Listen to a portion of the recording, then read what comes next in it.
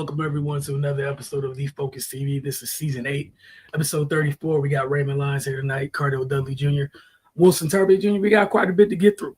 You guys know how we start things off, as always, with the Washington Mystics. So, Ray, the floor is yours.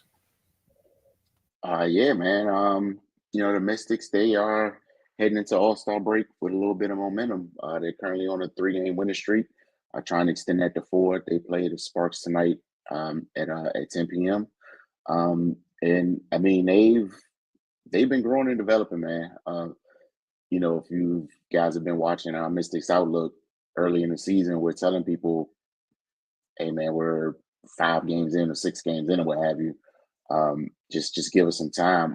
It looks like they're starting to come into form a little bit. Of course, there's still some things to clean up. The conversation about turnovers is going to be evergreen until they fully address that. But I mean, the last couple games they've been finishing strong, which was a deficiency early in the season against the Aces. They were able to win the fourth quarter 20-13, and then this last game against Seattle, they had a 27-14 fourth quarter after losing the third quarter to the Storm 27-16. And that's a 5-point game.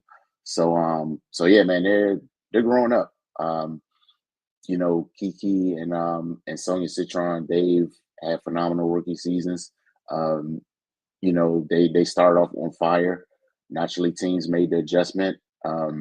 But credit to Kiki and Sonia, they have also made the adjustment to the adjustment, and they continue to be effective. Both have been rewarded with all-star selections, so it's going to be exciting to see them compete this weekend. But overall, man, I think this is a team that's kind of they're kind of growing into themselves. One of the spark plugs for the season was when Shakira Austin was inserted into the starting lineup. She just added a different dimension to the team, gave them a little more versatility and athleticism. So yeah, man, it's been good to see. Their preseason projections had them at the bottom of the standings. As it stands now, they're in 7th place. So yeah, man, if they could just keep this up and continue to develop, then this should be an interesting second half of the season for them. So yeah, just looking to see what they can do on the West Coast tonight. The Sparks, they've been struggling a little bit, but the Mystics, I don't think they're in a position to just kind of take anything for granted. They got to go out and compete. Like I said, the turnovers is the main thing. That's what gets them into a lot of trouble.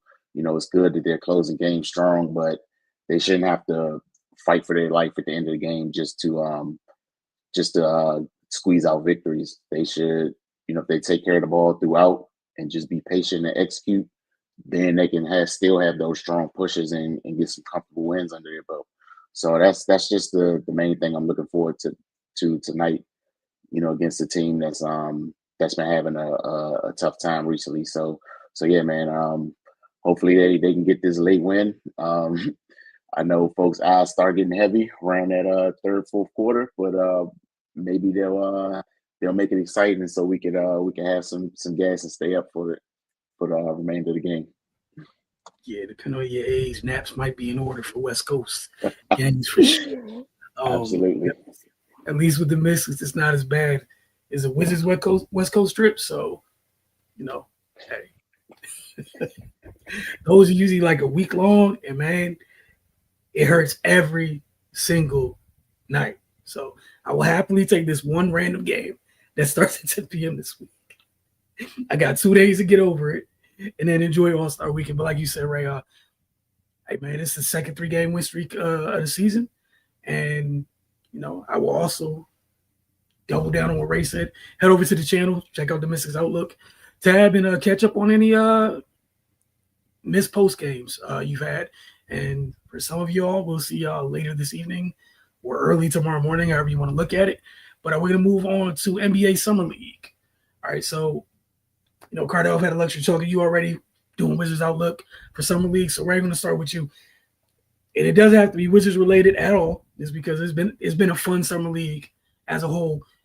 Any player or teams would have you that have stood out to you thus far? Well, I mean, actually Trey Johnson, I've definitely enjoyed watching him.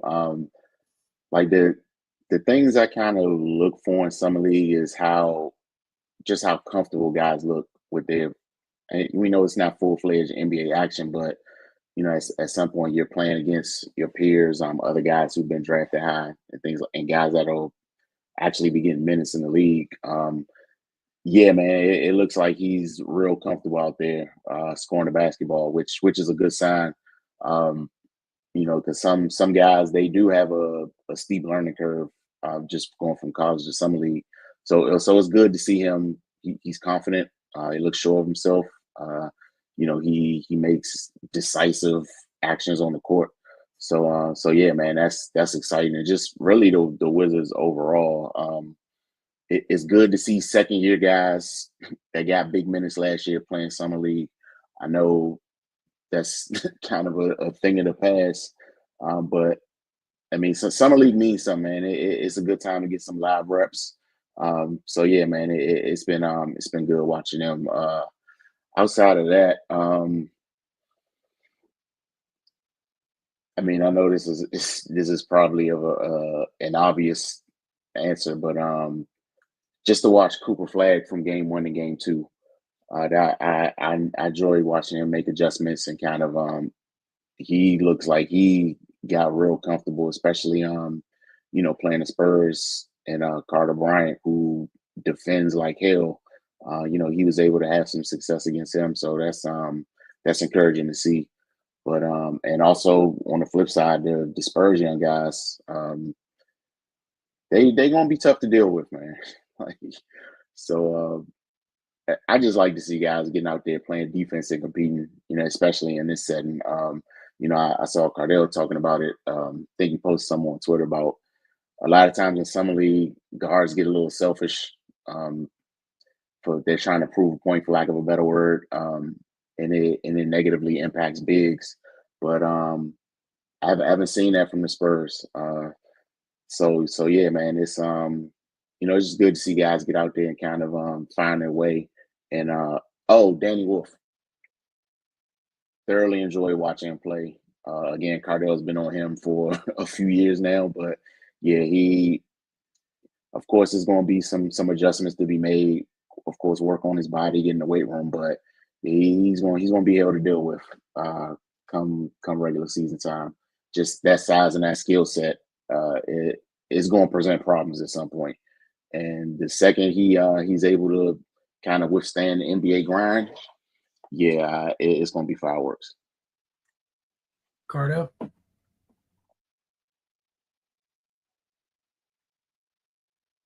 You muted. For me, it's a number of guys, across the league. I want to give some shine to, but I'm gonna narrow it down for real. But we're gonna start on with the Timberwolves, Terrence Shannon, man, Jr. He just been bullying everybody in summer league, man. It's just he made sure this gonna be the last time y'all see me here, bro. Like I'm not playing this no more, man. Unless it's like some injury, I got to come back, God forbid. But he a bully, and he attacks the basket like young Russell Westbrook. I'm hitting you, you gonna feel me, and if you ain't up to the task, I'm putting you in the basket. Hell, even if you are up to the task, I'm still gonna put you in the basket. It's like that type. He's a physical offensive player in a game that's mostly relied on finesse, man, and it's fun to watch, man. When he gets down here, he's just hard to stop. He's hitting the three ball better. He's gotten better at making the right reads. Obviously, with his size and athleticism, he can guard multiple positions, man. Like I said, man, it's kind of been child's play for him. It's been easy. He's been doing whatever he wants. So I know for a fact this is probably going to be his last time. They played earlier today, and yeah, 24 points, 5 rebounds, 3 assists, 2 steals, so 6 of 9 shooting from the field, 3 of 3 from deep, 9 of 9 from the free throw line. Only bad thing, he had 7 turnovers, man. That's the only thing he got to calm down with. He can get a little, like Westbrook, a little out of control with it. But when he's in control, he's an animal, man. But so, for him, it's just easy work. I also like the rookie that had Jordan Berringer. The way he can defend multiple positions, protect the basket, how great his hands is, how he can run rim to rim and finish. You know, when he catches in the inside, it's no fumbling. He's going up to dunk it, and he don't even have his weight, his weight up, so to speak. He's not even that strong yet. That's a ways away. And for him to have to just be playing basketball for 4 years to see how polished he is, the understanding of the game, and his motor, and how he gets excited to play defense and stuff like that, and and he covers for his teammates. It's just he's a rare breed, man. When he adds, I'm not even gonna say obviously when he has more skills, he develops. But if you see him in practice, he has already a foundation already. When he gets the confidence to utilize that foundation consistently, it's gonna be a problem, man. But the physical tools are right there. It won't take him long to adapt to the real season, later on. He's just a special talent, man. You know what I mean? And the thing about him is he's a one-man wrecking crew defensively. Like, how most bigs that play drop coverage when they're not confident they can stay with the guard. Well, he ain't doing that. He gonna be out there he gonna slide with the guard and like, let's do this. He on that type of time. And it's just like, you can try to dance all you want. I'm long, I'm gonna be poking at the ball. And when you raise up, I jump high to you, I get off the ground quick, and I'm longer than you. I'm gonna make life miserable for you. So it's the ultimate chess match, and that's what you want from a big. You don't want a big just sitting back watching the guard play target practice like it's a practice session, man. And nobody's within 5 feet of him, man. So he has a world of potential. He's been fun to watch. Matus Buzelis out of if I said that right, my bad if I didn't, out of Chicago. Last night was watching him, 28 points, 5 rebounds, still on the block, 8 of 14 from the field, 2 of 4 from deep. And he got to the line 13 times and made 10 of them. Only had 4 turnovers. He got it done, man. We all know about his 6'10". We all know about his athleticism. He's coming to DC and put on a couple shows already this young career. But now when you see him trying to round out his game and expand his game to be more efficient from all 3 levels as a scorer, obviously he's 6'10" with athleticism. You should be able to rebound the ball. I know they're not putting a ball in his hands to make decisions, and Summer League they using him to be a go-to guy to help him develop from, be a key contributor when the season begins. But he's versatile as hell, man. 6'10", 3. That's always special, but moves like he's 6'3". You know what I mean? So that's just a beautiful game to watch, man. We already knew he was a special talent, man. But if he can round out his game and just be efficient, especially from deep, Chicago got them one. There's no other way of putting it, man. So he's been having fun in Summer League. I anticipate this will be his last year as well. Next up, Konganopu, the rookie. Look, he struggled. He struggled to find his shot on Friday, when he played. But he found it last night for sure, man. I think sometimes they just need to get the nerves out, man, with rookies and stuff, and that's exactly what happened. He did his thing last night, 16 points, 10 rebounds, 4 assists, 1 steal, 1 block, 5 of 10 from the field, 3 of 5 from deep, 1 turnover, plus 16. He all around game. We already know he can make shots from the outside. That goes without saying. Obviously he got to prove it against NBA level athleticism and size, man. But he did it. Like he's doing it outside of his debut. But the thing I love about him, he's sticking his nose in there. He's showing his toughness. He's going in and getting some boards. For wings, that's kind of hit or miss, especially when you're a rookie. You're more worried about making shots. But 6'5", you going in and get 10 rebounds. And some leagues ultra fast and physical because everybody's trying to get a job. And you 6'5", you going in there and you pulling down more rebounds. I think he led their team. Yeah, he led the team in rebound. My bad, he led the game. Had a game high 10 rebounds. That just shows you how he can impact winning in many ways, man. That's why he was drafted so high. We already know about the shot making, but at Duke, he ain't really need to go in and get the boards because Maluak and Flag and all them, they was taking care of all that. But with him being able to show other elements of his game that you didn't know yet, and that's the beauty of Summer League. We now know he has it in him, and then even the 4 assists, so he can make the right reads as well, man. So. We already know he's a special talent, man. Should be getting ready for a sophomore year at Duke, man. But he in the league and ready for his rookie year, man. So I expect to kind of see his maturation continue. I think he's just one of those players, man. So we're gonna see how that go. Next up, look, a guy I'm still shocked as to why he fell in the draft like he did. I still kind of want answers. Kyle Filipowski. That dog, what he did last night. For one, he been dominating. Let's just call it like he's definitely not playing no more. What he did last night was insane, man. Man amongst boys, 35 points, 11 rebounds on 11 of 19 shooting, 5 for 8 from deep, 8 of 12 from the free throw line, 2 turnovers plus 15. If it wasn't for the heroics of Minix, hitting that corner 3 for the Spurs win, Jazz would have got that win, man. But he's been child's play, man. He's too strong, and I think now he got a youngest, but he's confident as hell, but he's too strong. He can score in the post. He can score on pick and rolls. He can score facing up from the mid-range. He can hit the 3, pick and pop, go screen, pick and roll, lob threat, transition, break you down off the bounce. He does it all to put the ball in the basket, man. And that's what you finish either hand, and that's what you see, man. Like, I still don't know why he dropped in the draft like he did. I think some front office people were overthinking it, but he did it. I know the Jazz are better for it. And we saw him come into DC late in the season and destroy the Wizards, like put on a show, man. So, yeah, I wouldn't be shocked if he take a major leap this season, especially with the Jazz, with how young they are and they rebuilding and they trying to figure out who they need to build around. Let's be real. I know Ace he gonna get his opportunity because he was such a high pick, man. But if he's not quite ready, they're gonna look to other guys to see who is, man. And then that's when they're gonna just key in on that. Look, as you see right there, man, he got the tools, man. Especially be 6'11", 7 feet. That's different, man. So I expect him to make a major leap. I won't be surprised if he's averaging between, close to 20 points, close to 10 rebounds this season, man.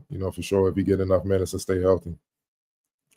And also, last but not least, I got to call a spade a spade. You got to look at Bronny, man. He's been consistent. He's gotten better. Hitting the shots. 17, 5 and 5 last night, 6 of 10 from the field, 3 of 5 from deep, not turning the ball over. We all know his role to get on the court is defense.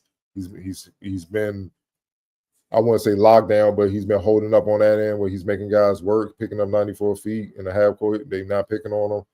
He's gotten better, man. He put the work in, you could tell. And obviously being, having the youngest, but he's more comfortable.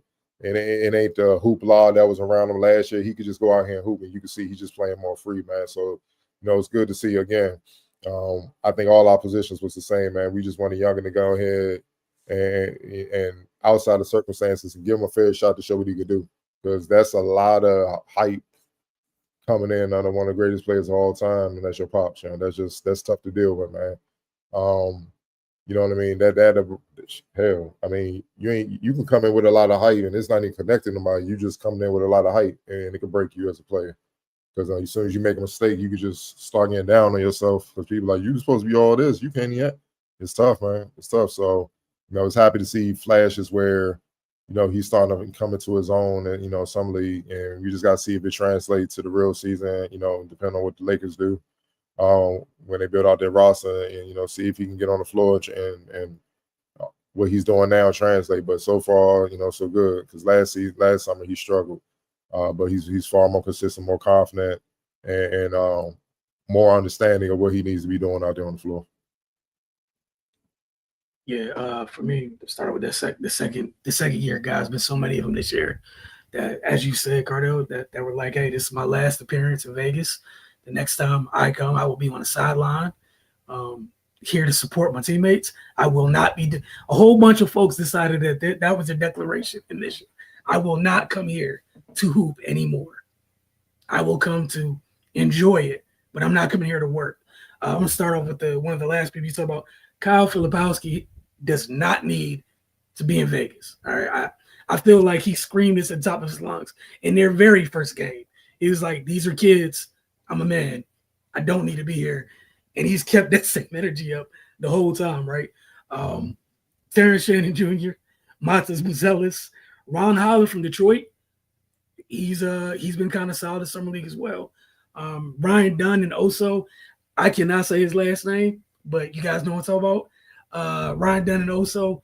Cardell, when we're talking, I think they played the Wizards in the Wizards' first summer league game.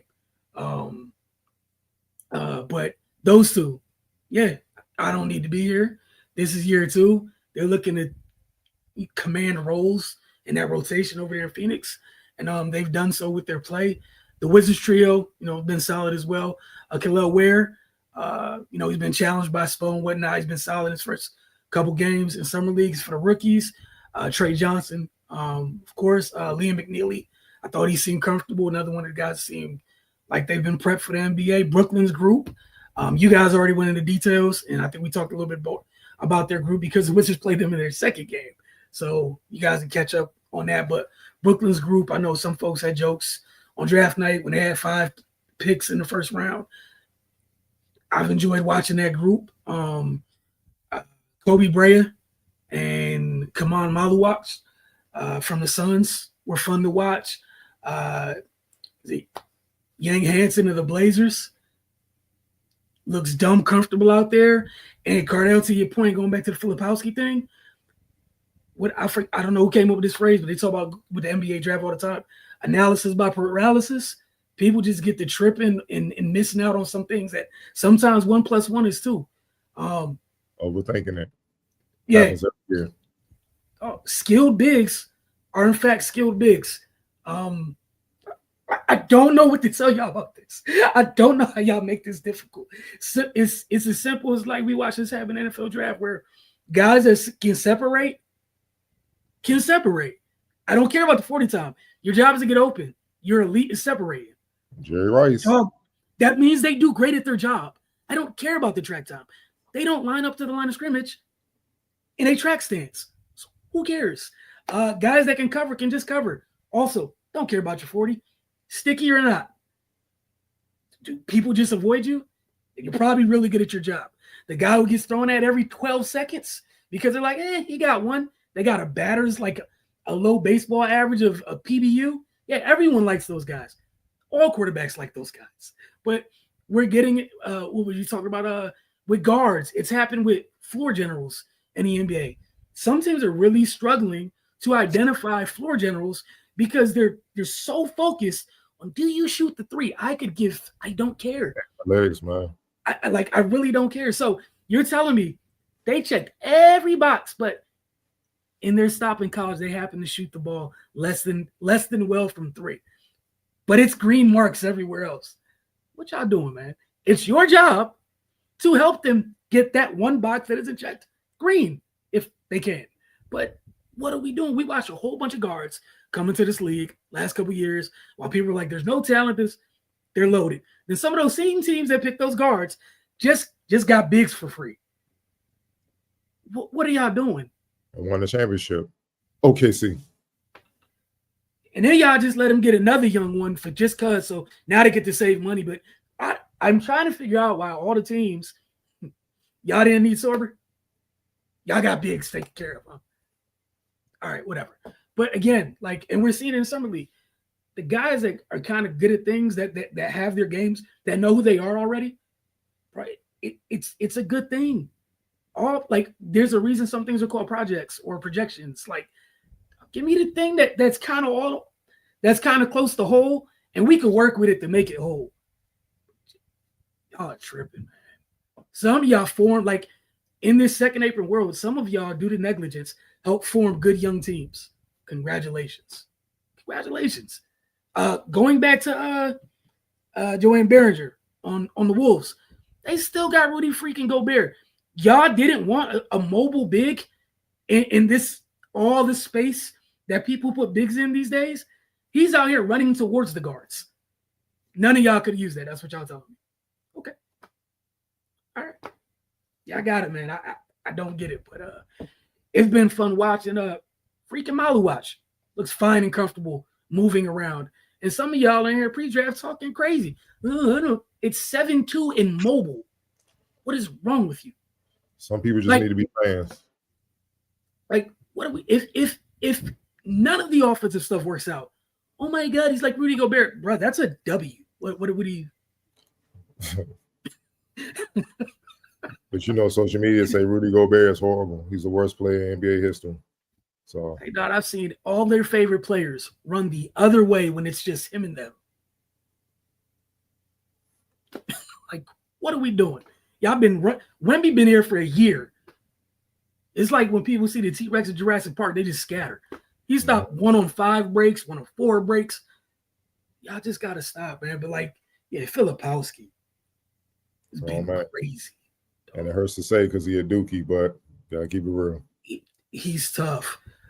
Portland, and then again, Cardell was banging the drums about the bigs are coming. The bigs are coming. Portland got 2 7-2 dudes over there chilling. Phoenix got 2 7-2 dudes. Utah got at least 3 6-11 dudes, depending on who wants to play what. Hanson Yang. You know, I text you about him from our combine, dog. He's up there doing that. Yes. You did. Oh, this shot is good. You told me, right. He texted me, right? So I get the Googling or whatever. And then the first Summer League game, I'm like, oh, y'all were tripping. I'm like, so they got that and clinging. Bro, he was projected to go second round. He came in the combine and literally played his ass into the first round, bro. Chauncey ain't stupid. Because you know who Chauncey had to go up against? Y'all mean? Hey, let me get that. I know what to do with that.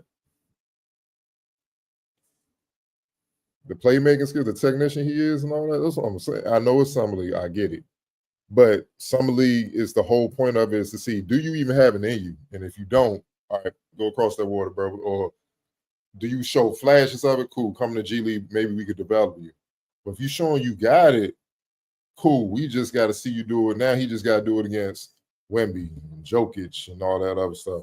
And that takes time because they going, it's a whole different lesson dealing with them. You know what I'm saying? They're going to see that soon. But come on, man. Like, talent is talent, man. So, like I said, man, a lot of people just, it goes back. Basketball is it's a simple game, man. Just believe what you see, man. But the problem is a lot of people can't see. That man is 7'2", running the offense from beyond the 3-point line. What y'all was on? You got Danny Wolf over there in Brooklyn. They let him just get the ball up top and make what y'all doing, man? Meanwhile, other teams out here, we don't have a true 5. Yeah, well, that's to you. Winter is coming. Like, what are y'all doing, man? It's about to get so cold outside. Like, I'd hate to be the NBA right now and not have 2 to 3 bigs. You need a couple for every occasion. Like, that's malpractice, bro. Like at the highest degree, what are you doing? Are you just out here without them? But hey, man, again, Summer League's been fun. Hope you guys enjoyed the rest of it. We can conclude with the playoff portion starts later this week, I believe. But we will move on. Cardell, take the leave it rapid fire. Where we starting now? Yeah, man, we're gonna start on rapid fire. I gotta highlight this, man. Art Monk, my man Art Monk, retired as the NFL's leading receiver with 940 catches. But the number he made famous here in Washington was 81. Now, nobody else who plays for the franchise will ever wear that jersey number. The Commanders announced Tuesday that they are retiring the number Monk wore from the time he arrived as a first-round pick in 1980 until he left the franchise after the 1993 season. Monk played 2 more seasons, one each with the New York Jets and the Philadelphia Eagles. He becomes the 6th player in franchise history to have his number retired, joining Sammy Baugh, Bobby Mitchell, Darrell Green, Sonny Jurgensen, and the late, great Sean Taylor. Washington will honor Monk during the November 2nd game versus the Seattle Seahawks. Also the first game, the team will wear throwback alternate burgundy and gold jerseys that harken to the area in which Monk played. Monk retired after the 95 season as the all-time leading receiver, but he's now 24th on the list. He also set a then single-season record with 106 receptions in 1984. He was part of 3 Super Bowl champions during his Washington tenure. He was voted into the Pro Football Hall of Fame in 2008. For me, after Darrell Green, he's my favorite commander, whatever you want to call it. He represents an area where you could proudly be a Commanders fan. Like, I get it. The ultimate professional. I feel like at wide receiver, in a lot of ways, he was the Dr. J at wide receiver to Jerry Rice Jordan. You know what I'm saying? Like he set one standard, Jerry Rice just took it to another level as a wide receiver, man. That's what you got, man. So we're gonna start with you, Ray. Just your thoughts on our finally getting his jersey retired. It should have been retired, but we ain't even we're gonna let it. It ain't this regime. We know why it's long over. Just what's your thoughts on it, man? Yeah, like that's one of those things you kind of like just take it for granted. Like when they said that, I was like, his jersey not retired already? Like that's supposed to be done the second he announced. Right? But yeah, man, greatest receiver in the history of the franchise. Like you said, consummate professional. Yeah, he got them 3 rings. So it's just good to see him finally get his due. Yeah, that I think he's one of those players that that kind of gets lost in the shuffle. You know, when behind guys like you bring up your Jerry Rices of the world, your Randy Mosses, Chris Carter's, T.O.'s, guys like that. I mean, you can put him in the mix. Great hands, excellent route runner, just tough as hell. And he was doing that, putting up them numbers at a time where they weren't protecting guys. So yeah, man, just hats off to him. And yeah, it's good to see him get recognized. You know, every time something like this happens, I just think every franchise should kind of self-examine and be like, man, who hasn't who hasn't gotten their proper recognition yet, and just kind of right those wrongs, because it's 2025, man. Like that should have been handled, but nevertheless, they're doing right by him, and it's good to see. Wilson. That took way too damn long. But shout out to the new ownership for righting yet another wrong of the previous regime. He entered the Hall of Fame in 2008, man. 2025. What are we doing? It shouldn't have took that long. Like you said, he's kind of the flag bearer. Like these are some of the things he did first that are kind of normal these days, right? He's the first player in NFL history to catch over 100 passes in a season. So he was also the first player to reach 900 career receptions. He was the first one to do it, and obviously I should wait for others to do it, others to follow. But just a long time coming, man. And for whatever reason, just one of the most overlooked wide receivers of just football players in general. I don't get it; doesn't make any sense. But it's been a long time coming for sure, and happy that they finally got to it. And just to add on to it, he was like one of the first like big receivers that like thrive. 6'3". Normally they would kind of get 6 foot, 6'1", faster wide receivers and stuff, but he had some of the best hands. You will find, like I said, man, he up there in that group with the Chris Carters, the Jerry Rice, man. Like it's like Marvin Harrison. Like when the ball's near, they snap. It's caught, dog. If it's anywhere where they could touch it, it's caught. I don't care if you blast them. They don't care if they getting hit by 5 dudes. They bringing it down, dog. And just a short thing. Like, look, during that period, the Commanders had some great quarterbacks, man. You know what I'm saying? Like all the way from Mark Rippon, Doug Williams, Theismann. During that period when he played or whatnot. Part of what makes a great quarterback great is he got some receivers that can catch the damn ball. You can put it if they dropping it, it ain't gonna look so great, man. And he caught everything. And I'm just, when the report came out, I had to really like do some research. Like, it got to be a typo. You just knew he was retired already, man. And it just shows you the dysfunction of this franchise before this current regime took over. That's been there the whole time, where other stupid stuff was making the news way before stuff like this was taken care of, man. He shouldn't have had to wait this long, man. It's just certain dude. Look, he's in our area. He's there with Daryl Green.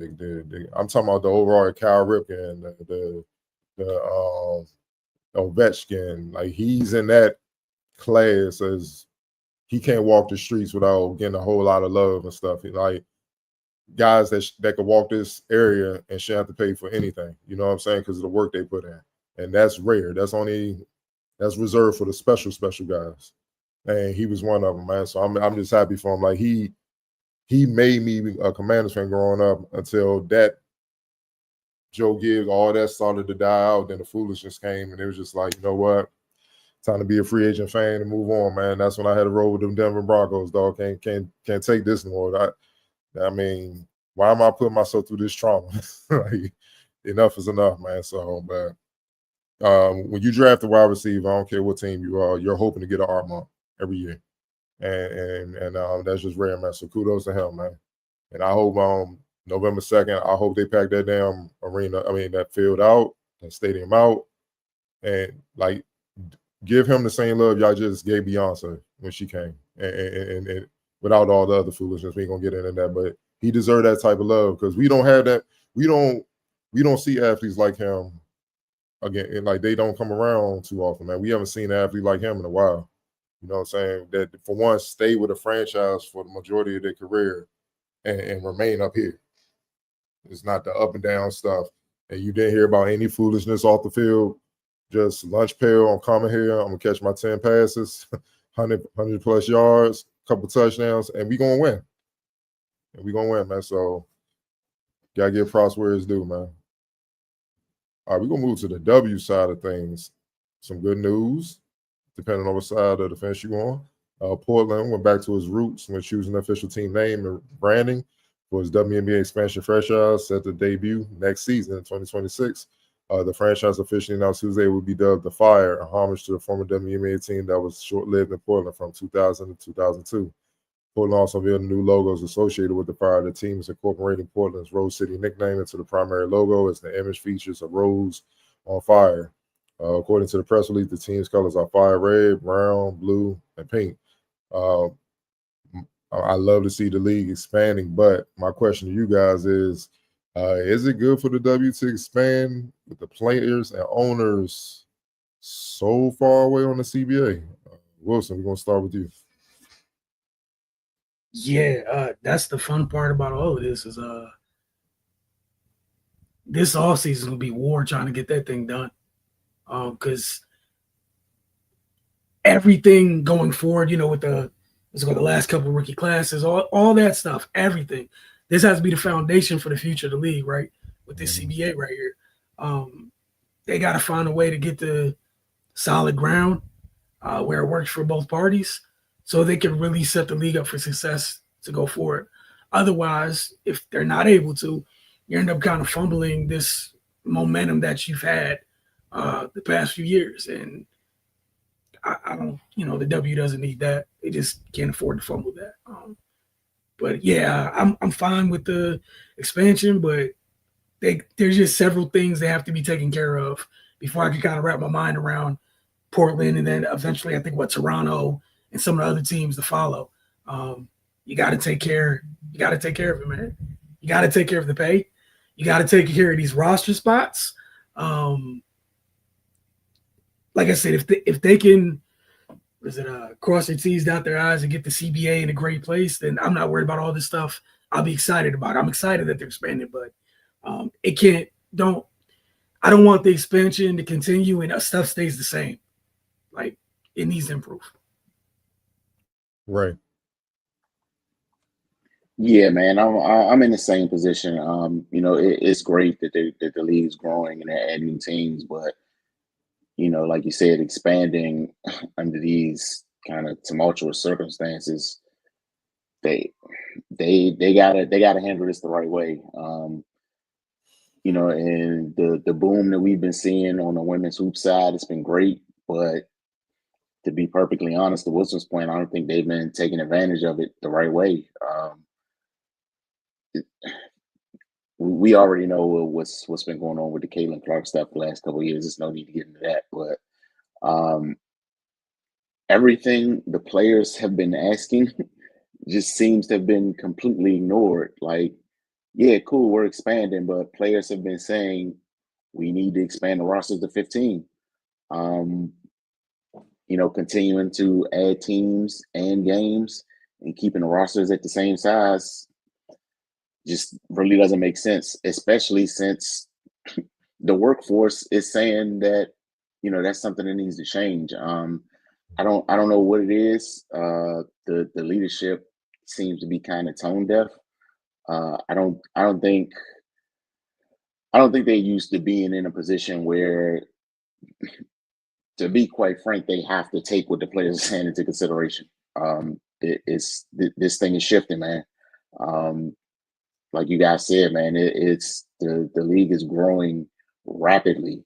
There was some growth, a lot of growth actually over the past few years, but these last couple years, it's just skyrocketed, and I don't know if they weren't ready for it or expecting it or what have you, but there's been several missteps, and I just hope they can clean it up because yeah, if they can get this to a place where the league is solid and they're getting the exposure they need and that type of stuff, but they got to handle business behind closed doors as well.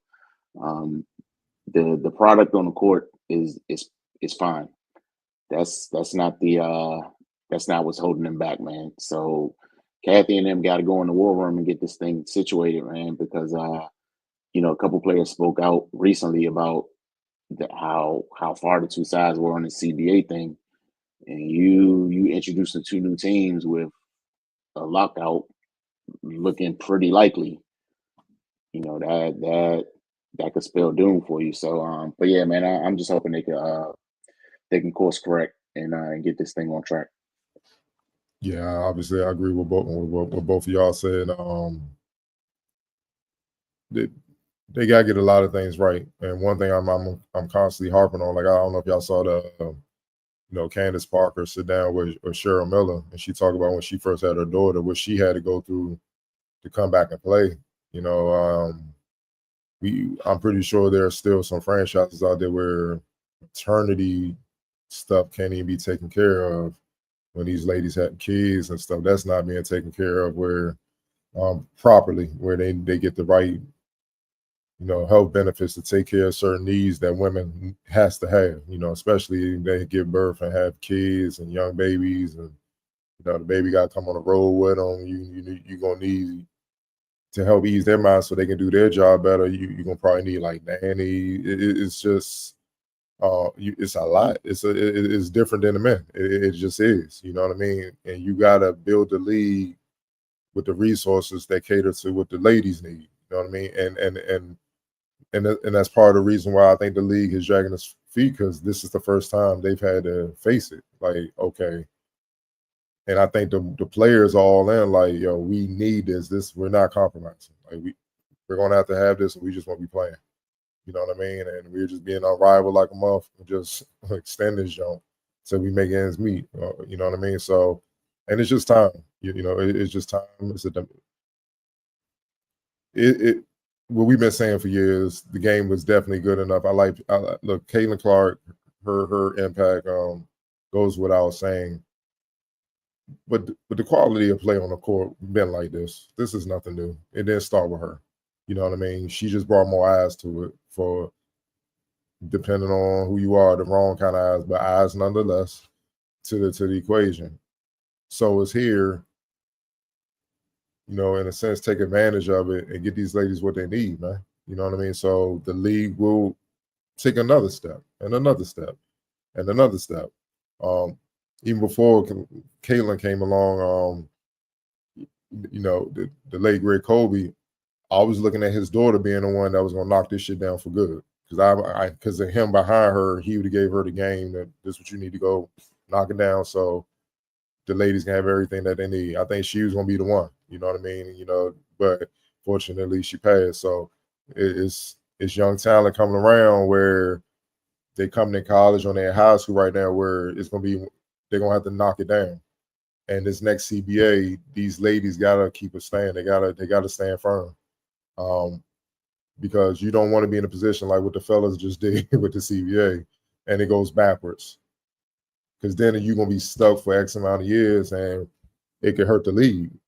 Just keeping it frank, it really can. So we're gonna see how I go, but they do look, man. Just give them what they need.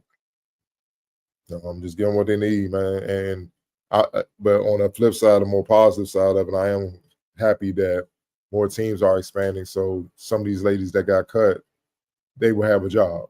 Cheyenne will have a job, or certain players won't be out the league and stuff like that. You know what I mean? So I'm glad certain franchises have returned. It's crazy that Portland, Detroit has returned before Houston, but we ain't even gonna go there though. But I'm not going there. Do you understand? I get an attitude every time they announce a new team, and in the end isn't followed by Houston. And I'm gonna be like that until it's answered with Houston after the requisite end. That's I crazy. gotta stop, man. One thing I wanted to add, Carter, before you move on, was I think the Valkyries team is a great example and case for why there needs to be additional roster spots for folks in the league. Their roster is comprised by a bunch of players that weren't stars at other stops. Again, keep folks in the league. I mean, it's top heavy.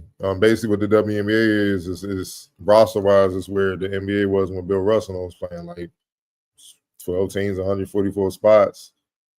So you getting the top guys on, but there are other players that are worthy of being in the league, man. You know what I mean? And it's just tough to beat out. Like, it's tough for a GM to be like, I like this rookie, but this player is proven. See what I'm saying? Like, they know what to go on. We don't got time to bring this rookie along. You see what I'm saying? It's just tough. Where with more jobs, you might not even have to deal with that bet. She might be on another team, so we have a need for this rookie, and we got a developer, and that's what you get, man. So, I mean, I totally agree, but they got to do something, man. But you got to keep your original franchise. That's like the NBA not having the Celtics. That's basically what the WNBA is not having Houston. They got to find a way to get that. I don't want to hear about that media market and stuff. They support the Rockets. And with the explosion of women's basketball, they should be able to explode the comments, man. So, man, I don't care if Coop,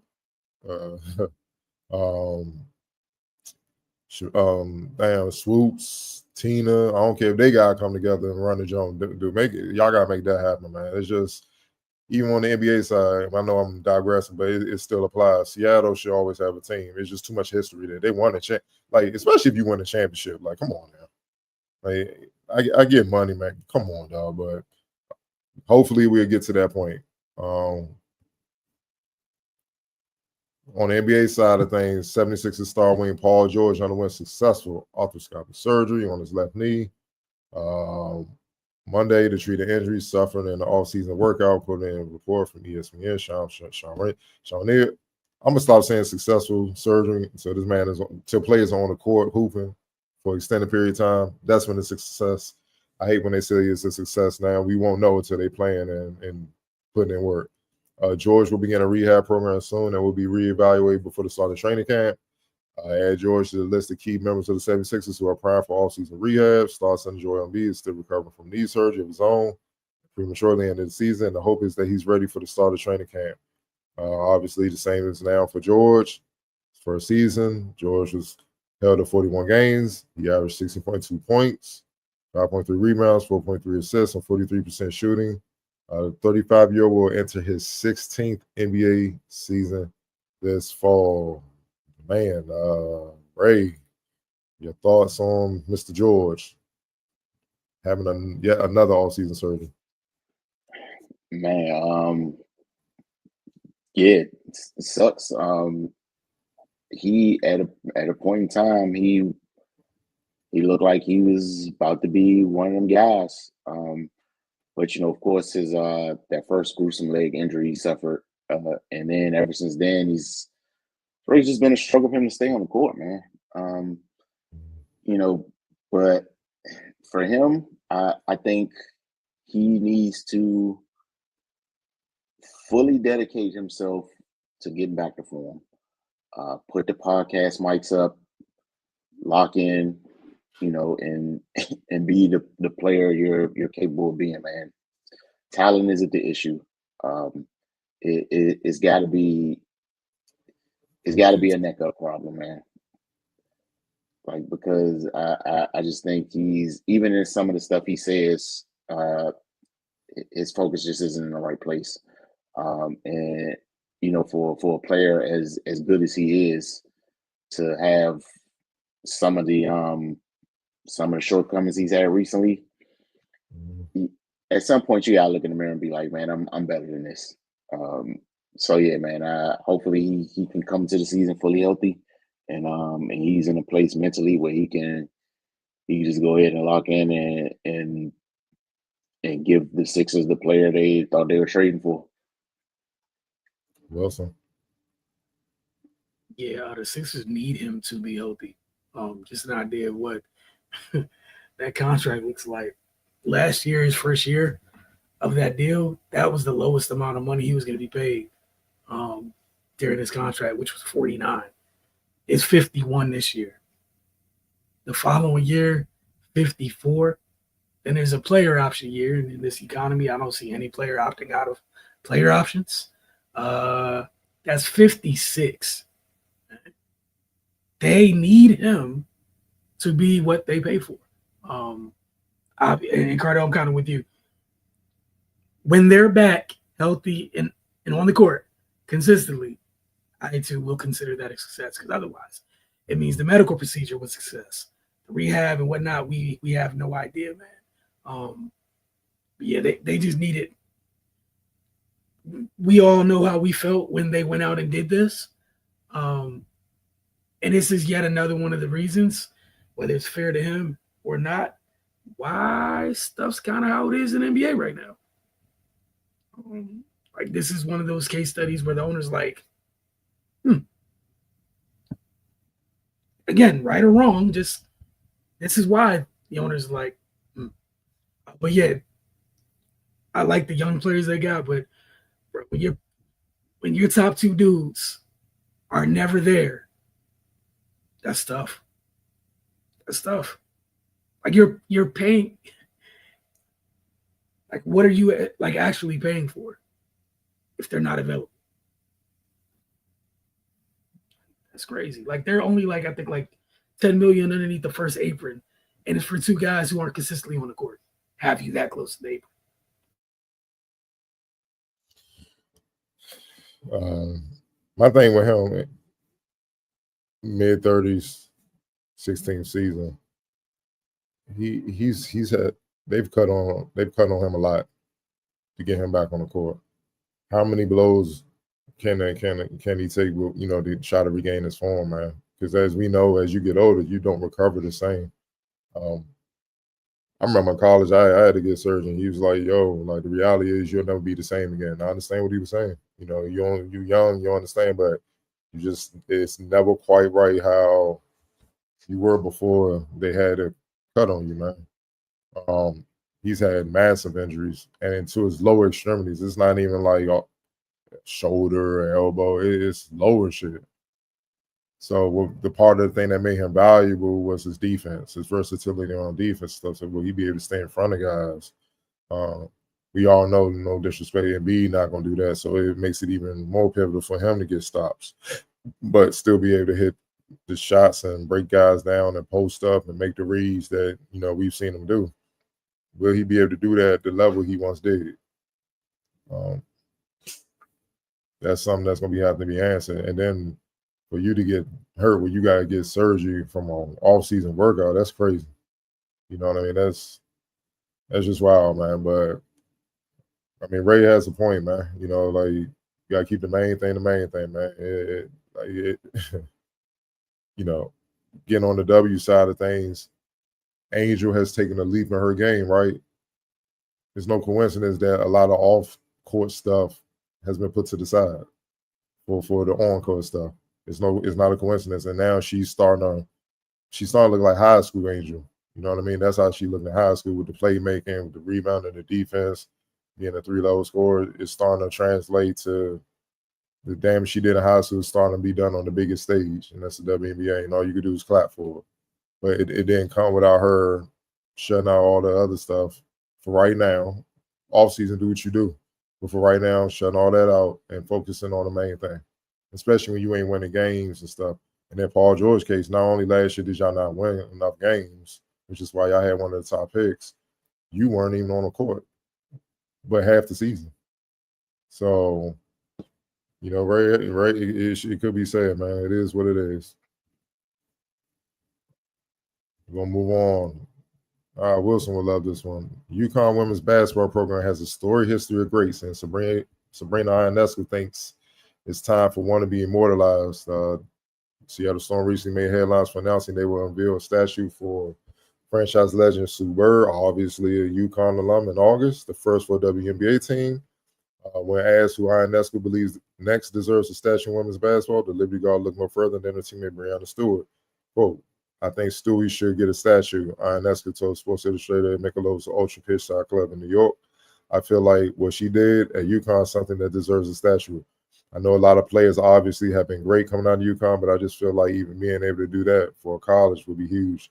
So I feel like Stewie should.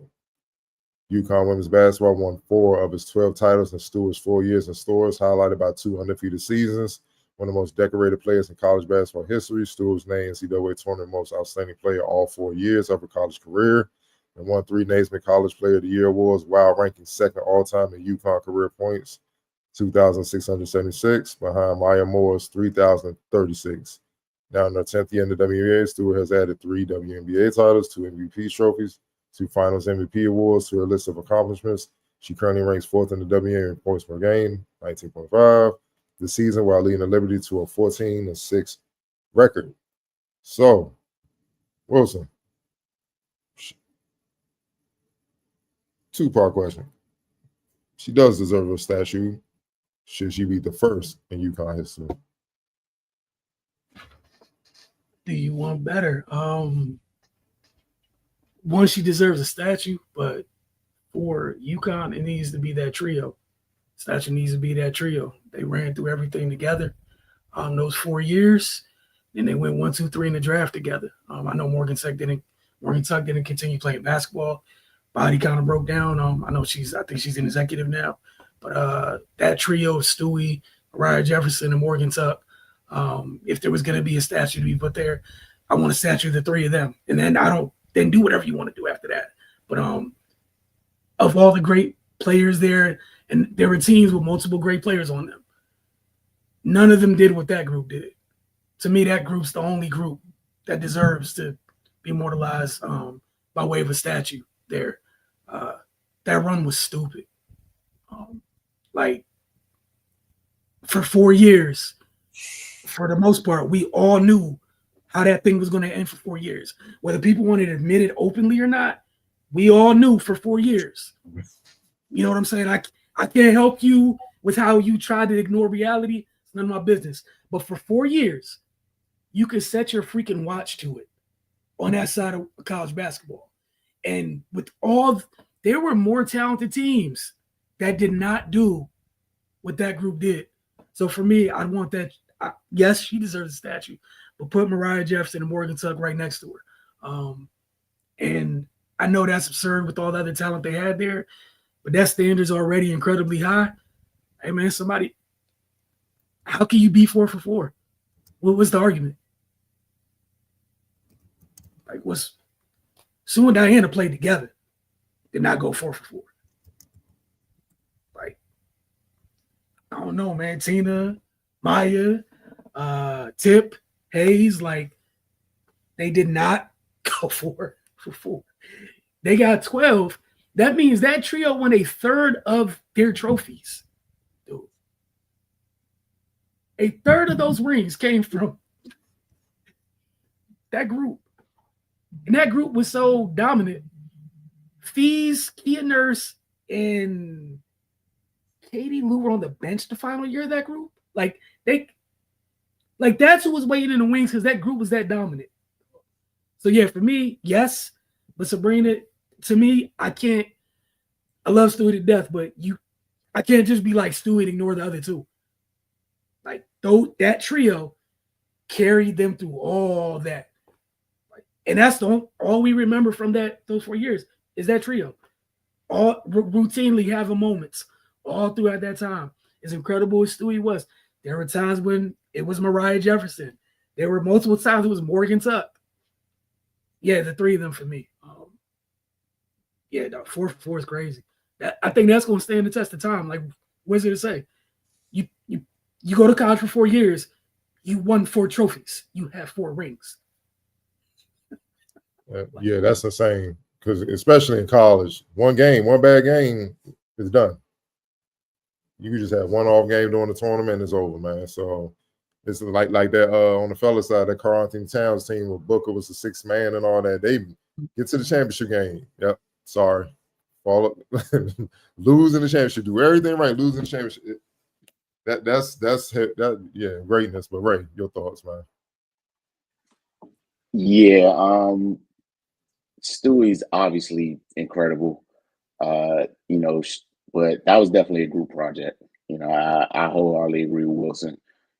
It wouldn't be fair to single her out. You don't do that. You don't have that type of success without other people pulling their weight, man. And like Wilson pointed out, at times those other 2 led the charge. So yeah, if you're gonna recognize her and honor her for what she did at UConn, you gotta recognize the other 2. You can't separate it like that. But nevertheless, she is deserving. And later down the line, if they want to do something else, then what have you, because I definitely wouldn't be opposed to her getting recognized singularly at some point, because I mean, y'all laid out the resume is it's one of the best in basketball ever. But yeah, that team that's craziness, man. Like I said, four chips in 4 years, 2 undefeated seasons. Like that, we never gonna see that again. Never gonna see that again. So yeah, if they're gonna the very first thing they do is a statue of some sort, yeah, it's gotta be the 3 of them. But yeah, Stewie, man, she's obviously going to be in the Hall of Fame when she's done. And yeah, UConn, if they were to honor her in some way, I definitely wouldn't be opposed to that. But yeah, man, I think, yeah, definitely honor all 3 of them. I think something like that would actually be good, because a lot of times the general public just tends to discard whoever is not out in front. But that success doesn't happen without Mariah Jefferson and Morgan Tuck. I agree with everything y'all said. I'm not going to go down the line. I just want to put things in perspective for people who will watch this. I'm just going to look at that 15-16 team where you said Fees and all them came. Fees was a freshman.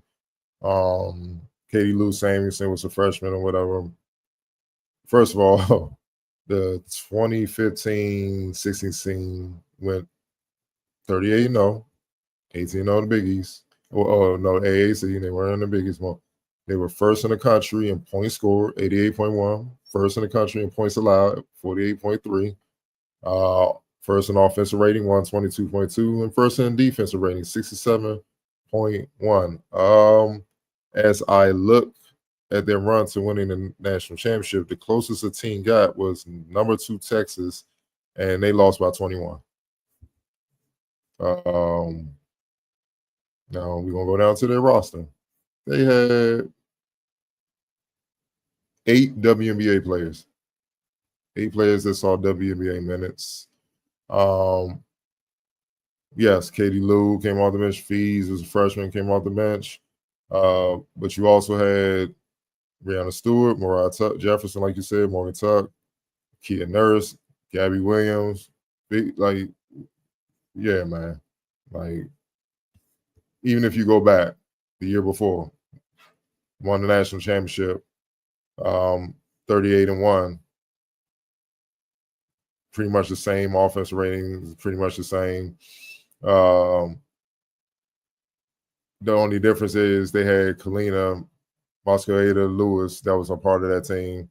But even with that team, still 8 WNBA players.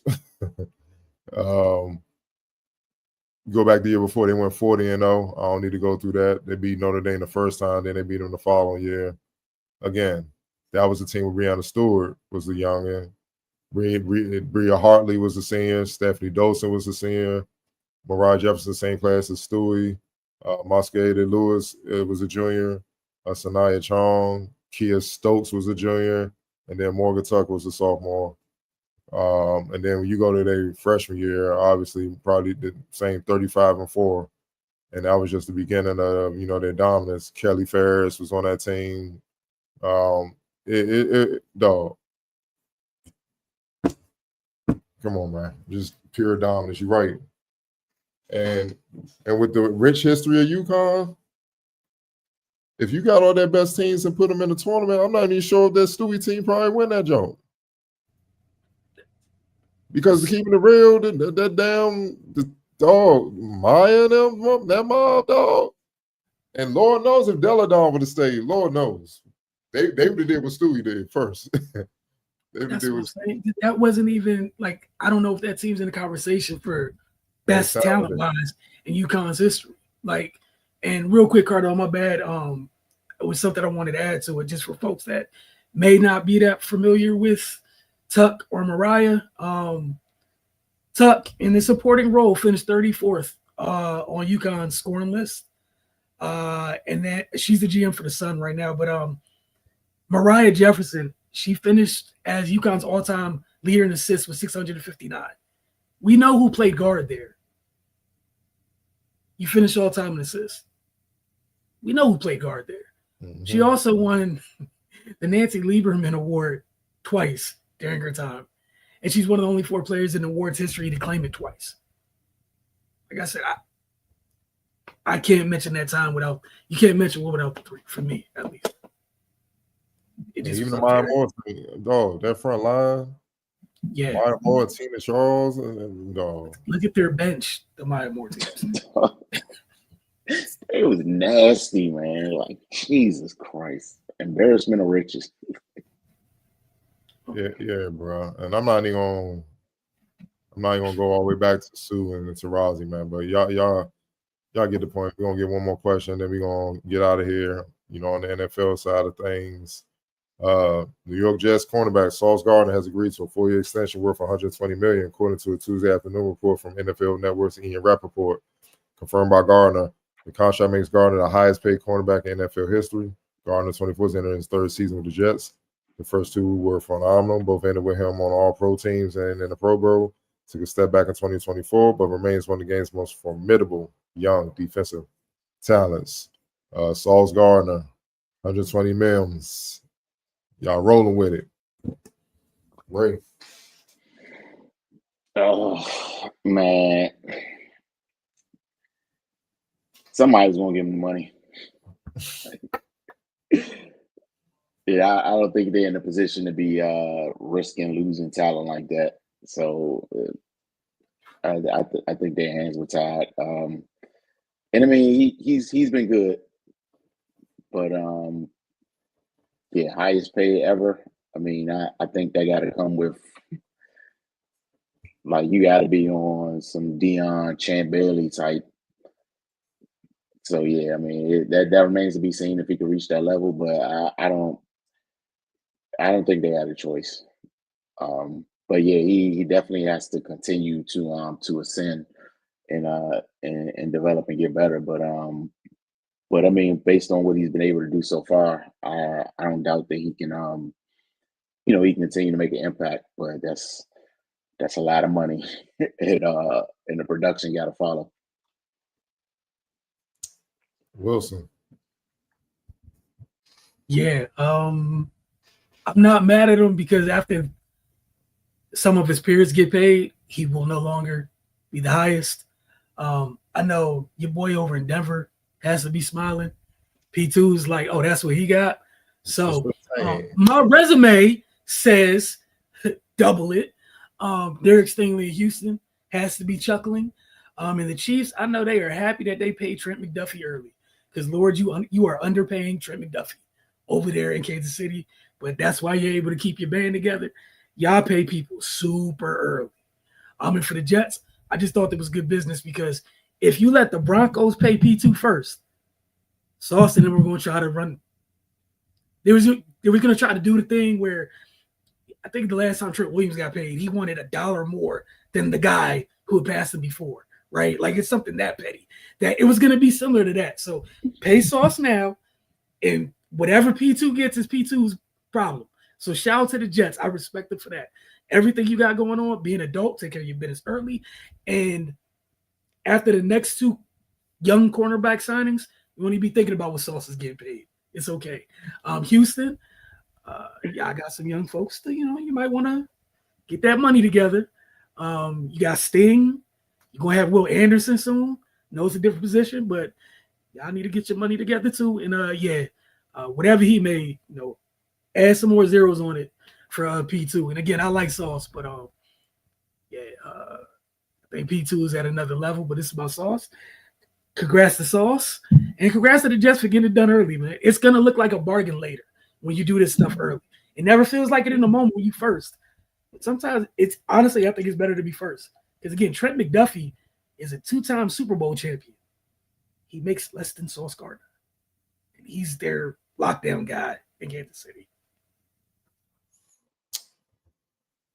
I'm always happy when NFL players get their money because it's a history of them getting robbed with no mask and no gun.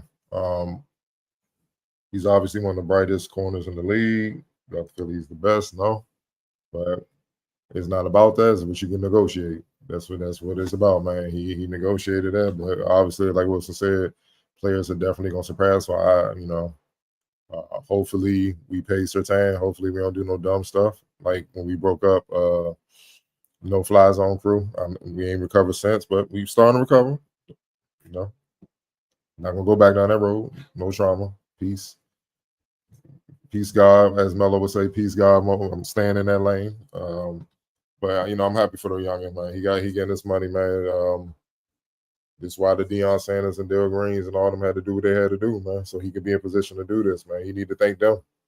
Man. They made the position marketable. It wasn't always like this, man. But with that money and playing in New York, better get it done. That's all I'm gonna say. Or you will be the main one they point as the reason why that team is failing. Too much is given, much is required, man. So yeah, enjoy it. New York is expensive as hell, so that 120 gonna be like 70 real quick. And then you ain't even pay taxes, so that's your you know what I'm saying? It's crazy out there, man. Man, you paying like $3,000 for a closet out there, John. That shit real out there, man. But regardless, perform. That's the name of the game. You perform, they're gonna love you. If you don't, they're gonna run you out of town. That's just how I go. Gotta love New York sports. I love it. Big contract. You're now everybody's target that has a microphone. Congratulations. We appreciate y'all this week, man. Mystics folks, got to be watching tonight. We'll see y'all later this evening. For everyone else, don't forget to get over to the channel. Obviously, catch up on past episodes of Mystics Outlook, Wizards Outlook, and obviously regular editions of Focus TV. We will see y'all next week, same time, same place. Appreciate you all.